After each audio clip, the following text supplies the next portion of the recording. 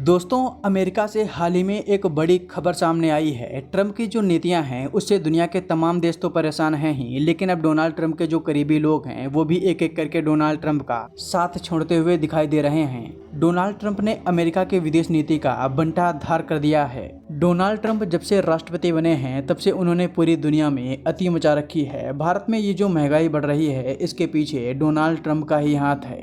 Tariff से लेकर Iran युद्ध तक ट्रंप ने पूरी दुनिया को आर्थिक संकट में डाल दिया है। भारत की इकोनॉमी, जो दुनिया की चौथी सबसे बड़ी इकोनॉमी थी, वो अब जापान और ब्रिटेन से भी नीचे गिरकर छठे स्थान पर चली गई है। इतना ही नहीं, भारत में रुपया का जो डाउनफॉल देखने को मिल रहा है वो भी डोनाल्ड ट्रंप की वजह से ही है। भारत के अलावा अगर दुनिया के अन्य देशों को देखें तो उनकी हालत भारत से कई गुना ज़्यादा खराब है।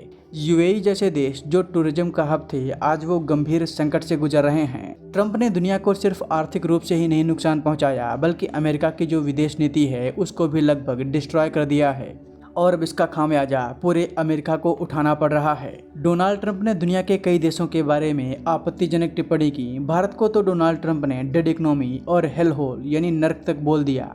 चीन को देखते हुए भारत अमेरिका के लिए बहुत इंपॉर्टेंट है, जिसकी वजह से अमेरिका के जो दिग्गज लोग हैं जिनको विदेश नीति के बारे में समझ है वो डोनाल्ड ट्रंप से बहुत ज़्यादा नाराज हैं। इसी वजह से एक एक करके ये लोग डोनाल्ड ट्रंप का साथ छोड़ते हुए दिखाई दे रहे हैं।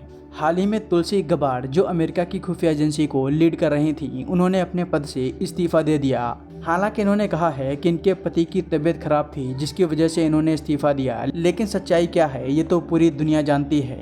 तुलसी गबार्ड ईरान युद्ध की वजह से डोनाल्ड ट्रंप से काफ़ी नाराज थीं। इसके अलावा अगर आप देखें तो तुलसी गबार्ड ट्रंप प्रशासन में कैबिनेट छोड़ने वाली चौथी सदस्य हैं। इससे पहले अप्रैल में श्रम मंत्री लोरी चावेज ने पद छोड़ा था। Homeland security minister Kristi Noem और अटॉर्नी जनरल पॉम बॉन्डी भी डोनाल्ड ट्रंप का साथ छोड़ चुके हैं। ये सब डोनाल्ड ट्रंप की नीतियों से नाराज थे। डोनाल्ड ट्रंप के फैसलों से अमेरिका की अर्थव्यवस्था चौपट हो रही है। ईरान के साथ ये जो ट्रंप ने युद्ध शुरू किया है उसमें अमेरिका का लगभग $40 बिलियन खर्च हो चुका है। ये भारत के सैन्य बजट का लगभग आधा है। अमेरिका पर इस समय $40 ट्रिलियन का कर्जा है। ऐसे में ईरान युद्ध में इतना पैसा बर्बाद करना अमेरिकन को समझ नहीं आ रहा। इतना ही नहीं, ट्रंप की जो बयानबाजी है उससे अब अमेरिका के अन्य नेताओं को विदेश में शर्मिंदा होना पड़ रहा है। हाल ही में अमेरिका के विदेश मंत्री मार्को रूबियो भारत आए।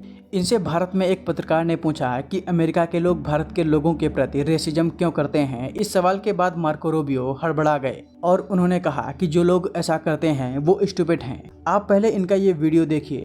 On lot of comments, racist comments coming from US. That of course. Who made those comments? We all have seen those comments, sir. We have seen endorsement of those comments. Which ones? So it's well known, sir. I'm sure that there are people that have made comments online and other places, because every country in the world has stupid people.